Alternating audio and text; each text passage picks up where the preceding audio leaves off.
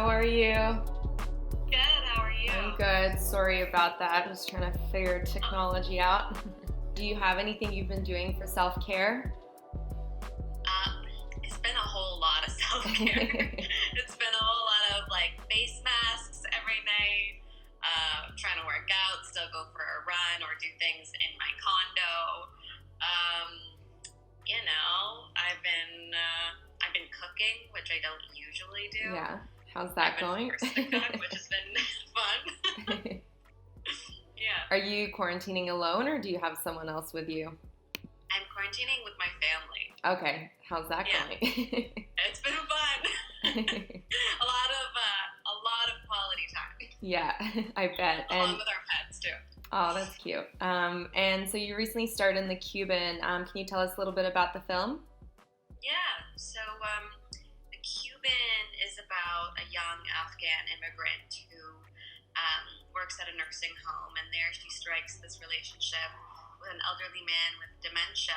And through their relationship, she finds out that he was a once famous Cuban musician. So it's about their relationship and how music can really bring back memories to those with Alzheimer's. That's awesome. And how did you get that role? What was that process like? So I actually co-created the storyline for the film. So it was myself, my partner, Ross. We were each in a different place in our lives in terms of our careers, and we wanted to do something with a message. And so initially we were going to make a short film about kind of the same thing. Mm. And then I pitched it to a director friend of mine, Sergio Navarrete, and he loved it. And then we pitched it to our writer friend, Alessandra Piccione, and she loved it. And so it kind of took on a life of its own. And then 4 years later, here we are. Oh, is that how finished film? is that how long ago it started? 4 years ago, the whole process? 4 years ago. And were you involved at all with the script in itself, or was it more just the storyline and then you handed it off to a writer to sort of develop? Just the storyline. I know my strengths and my weaknesses, and writing a screenplay is something I think is a strength. So Alessandra wrote it, and she did an incredible job. And how long was the filming process? Filming, we shot a month in Toronto, and then we were shooting in Cuba just for a week, but we were there for about a month. Oh, amazing. And you play Mina in the film, correct? So can you tell us a little bit about your role and what that character meant to you? Yeah.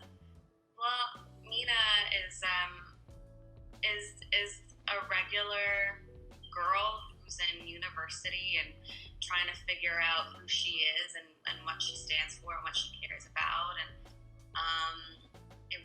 it was really great role because she for me was the vehicle to be able to tell the story that I care so much about. My great grandmother has Alzheimer's, so for me, Mina was just kind of the gateway to sharing a message that I'm very passionate about. But it's been a struggle, She's had it for about 10 years, maybe over 10 years now, and it's heartbreaking just to see how the disease has affected her and how much she's changed. And I think another thing that's really important to think about is also the caregivers. Mm-hmm. Like my grandmother is taking care of my great-grandmother constantly. So 24/7, she's her caretaker. So I think it's also sad seeing how that takes a toll on a caregiver and of course a family dynamic, because we can't, especially now, we're not seeing them at all, even though they live in the same building as us. Oh, really? With this pandemic, so they're the most vulnerable.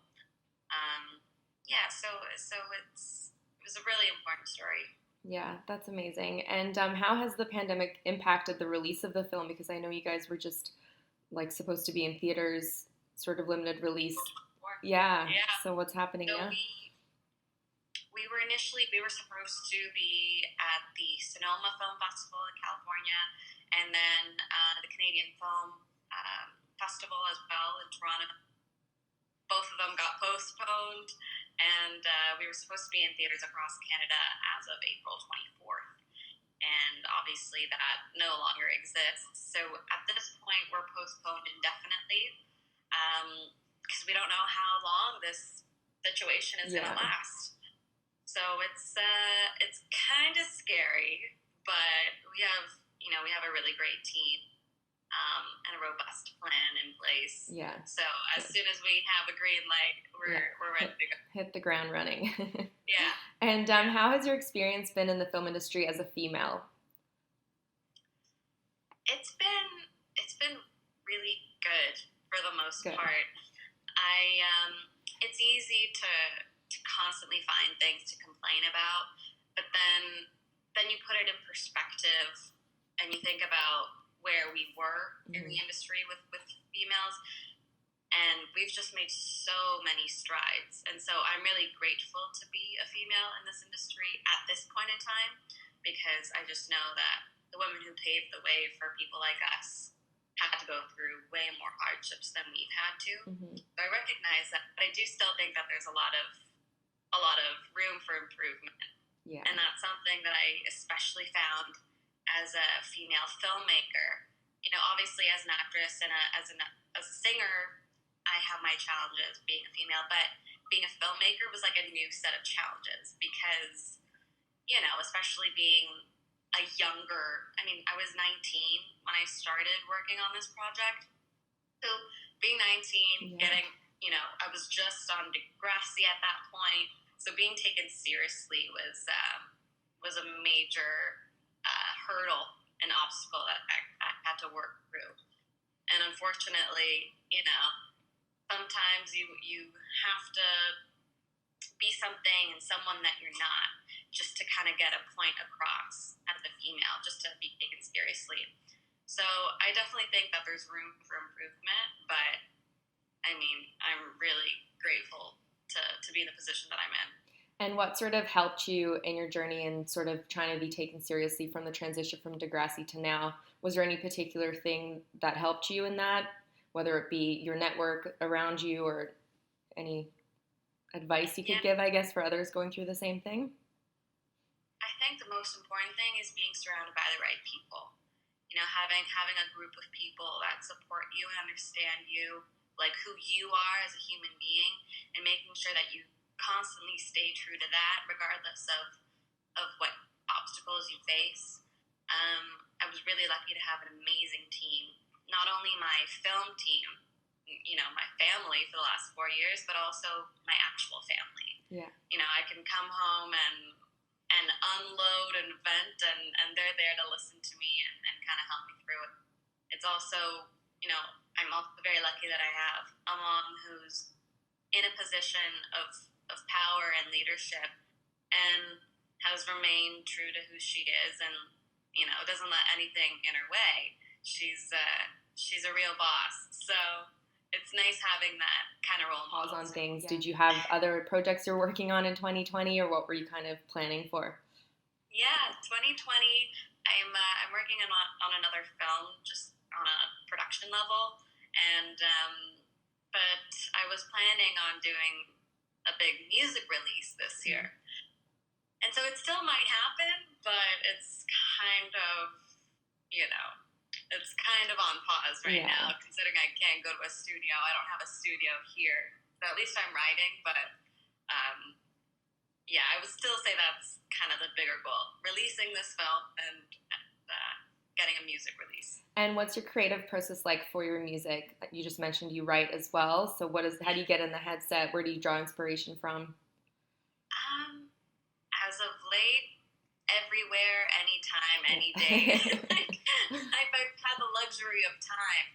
So it's like whenever I'm inspired either by a movie or by a song that I'm listening to or, something that I'm feeling, I just write down what I'm thinking and kind of pull inspiration from that. Or sometimes I'll have melody ideas and just make a voice note and then kind of elaborate on that. So yeah, there's so many different ways of going about it. Yeah. And first thing you're doing when lockdown ends? Throwing out my box of gloves and my box of masks and going out with friends, being outside with humans and hugging them. being able to do that. I know, right? The things we took for Such granted before. right? It's never canceling plans ever again. Like, Yeah, I realized how much I crave like human connection. It's pretty wild. yeah, that's something I've learned about myself too. I was always like on the more introvert side, and I'm like, oh, maybe I'm an extrovert because this is no bueno. No bueno at all. Yeah. All right. Well, thank you so much. Really appreciate you taking the time. Stay healthy and safe. I will. You as well. Thank you. Bye. Bye.